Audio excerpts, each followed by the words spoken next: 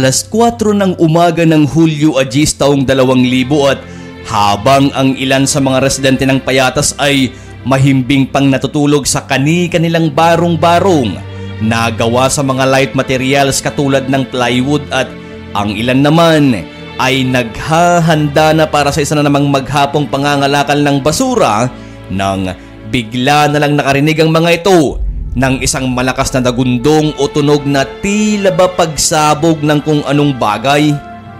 Subalit hindi inaasahan ng mga ito na ang gabundok pala ng basura na siyang pinagkukunan nila ng maliit na pera para magkaroon lamang ng laman ng kani-kanilang sikmura ay siya rin palang tatapos sa buhay nang marami sa kanila at ito ay noong gumuho ang itinuturing nilang kayamanan na siya ring dumagan sa maraming kabahayan na humantong sa pagkamatay at pagkawala ng halos 1,000 katao at libu-libo ring pamilya ang nawala ng tirahan.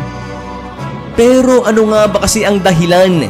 Bakit ginawang tapunan ng tone-toneladang basura ang tinaguriang The Promised Land at papaanong nangyari na ang gabundok na basurang ito ay gumuho na siyang naging sanhi ng pagkasawi ng napakaraming mga tao?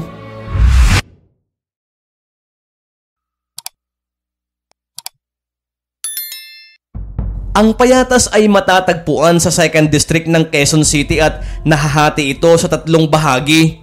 Ang Payatas A, B at C at noong una ay wala naman talaga sa plano ng gobyerno na gawing dump site ang malawak at pribadong lupaing ito sa Payatas na umaabot sa 13 ektarya. Sa katunayan, noong 1970 ay binalak pa na gawin itong mass housing o pabahay. Subalit nang dahil sa sobrang dami na ng basura ang dinadala sa Smoky Mountain na matatagpuan naman sa Tondo ay napagpasyahan na gawin munang temporary landfill ang lugar noong 1973 at ang plano ay tanging mga residente lamang ng Payatas ang maaaring gumamit at magtapon dito. At nang mangyari nga ito ay naging kontrolado naman ito ng lungsod ng Quezon. Maayos pa naman noon ang lahat. Nasunod naman ang naging plano at tanging mga residente nga lamang ng Payatas ang nakinabang dito. Subalit pagkaraan ng maraming taon, dahil sa patuloy na pagtaas ng populasyon sa Maynila at dahil sa sobrang dami nga ng basurang ipinapasok sa pinakamalaking dump site sa Tondo ay dumating sa punto na hindi na ito kaya pang tumanggap pa ng mga basura na nagresulta ng pag-total shutdown nito noong 1995. Ang naturang Smoky Mountain ay may 4 na dekada nang nag-ooperate kung kaya't naabot na nito ang loading capacity na kinakailangan dito. At dahil sa pagpapasara dito ay ang majority solid waste ng Maynila at karatig lugar ay dinadala na sa Payatas landfill. Nagsimula ng dalhin papunta sa Payatas dump site ang tone-toneladang basura. Sa datos ay tinatayang may 500 bilang ng mga truck ng basura ang dinadala dito araw-araw. Ang resulta ay ang munting bundok na basura ng mga residente ng Payatas noon ay naging malahiganteng bundok na. Gayon din sa paglipas ng panahon, ang halos 2,000 bilang ng mga scavengers na galing sa Smoky Mountain ay nagsimula na ring lumipat sa Payatas. Scavengers ang tawag sa mga kababayan nating namumulot ng basura o yung mga nangangalakal. Sa kanilang paglipat ay dito na rin sila gumawa ng kanilang barong-barong gamit, ang mga light materials tulad ng kahoy, plywood at gulong. Sa paglipas pa ng panahon, ang Payatas ay halos mapuno na ng mga informal settlers. Ang lupang pangako ang nagsilbing kanlungan ng mga kababayan nating hindi pinalad na magkaroon ng magandang buhay. Dito araw-araw na binubungkal ng mga ito ang tone-toneladang basura upang mabuhay.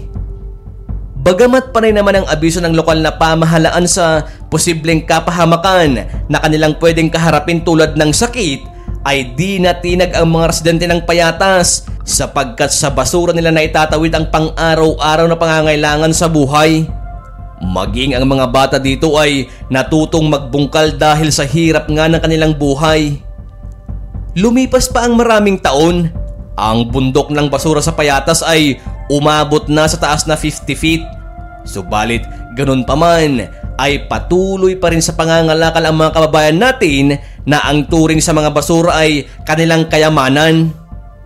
Pero isang araw, noong umaga ng July 10, 2000 ay ang ilan sa mga residente nito ay nakarinig ng malakas na pag-ugong dakong alas 4 ng umaga.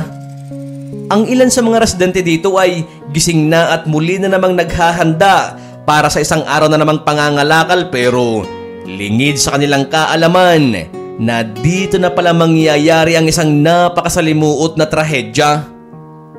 Sa kanilang paghahanda sa araw na iyon ay walang nakabatid sa masaklap na magaganap na pagguho ng bundok ng basura. Ilang saglit pa, alas 8 ng umaga, ang higanteng bundok ng basura ay nilamon na ang buong kabahayan na nasa paanan ng bundok, maging ang mga nasa paligid nito. Natabunan ang mahigit 200 mga katao na walang nagawa kundi tumakbo, subalit inabot pa rin ng rumaragas ang basura. Ang umagang yun ay binalot ng ingay ng pagtangis at walang ibang maririnig kundi ang iyak ng mga bata, matanda, lalaki o babae. Pagkatapos ng pagguho ay nagmistulang impyerno pa ang tinaguriang The Promised Land, sapagkat mula sa pagtabon ng bundok ng basura sa mga kabahayan ay nilamon rin ito ng makapal na sunog, sanhi ng mataas na presensya ng methane gas. Sa nangyaring pag-aaral ay napag-alaman na marahil dulot ng ilang araw na pag-ulan sa Metro Manila noong mga panahon na yon at maaring ang tubig ulan na naimbak sa mga basura ang siyang naging dahilan upang ang patag na basura ay mawala sa tamang lugar mula sa pagkakapatong-patong nito na siyang naging dahilan upang mag-collapse ito. Ngunit tinitignan din ang anggulo na baka nagkaroon ng leakage sa La Mesa Dam na maaring nag-contribute pa ng baha dito. Dahil sa nangyaring trahedya ay ipinasara ni President Joseph Estrada ang Payatas Dam site, subalit makalipas lang ang isang linggo ay ipinag-utos naman ni Quezon City Mayor Ismael Matay Jr. na ito'y buksan dahil magdudulot ng mas malaking problema ang mga naipong basura na maaring pagmulan pa ng maraming sakit dulot ng mabahong amoy nito.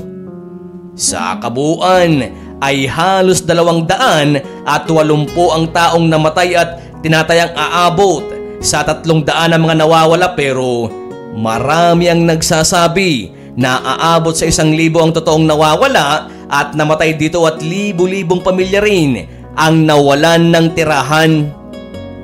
Pagkalipas ng maraming taong 2010 ay gumawa ng maliit na open dump site sa katabing dating old dump site at ginawang controlled disposal facility, subalit dahil sa maraming paglabag sa regulasyon ay tuluyan na itong ipinasara noong 2017 ng DENR at sa ngayon ay ang Payatas Dump Site ay ginawang Ecological Solid Waste Management Facilities.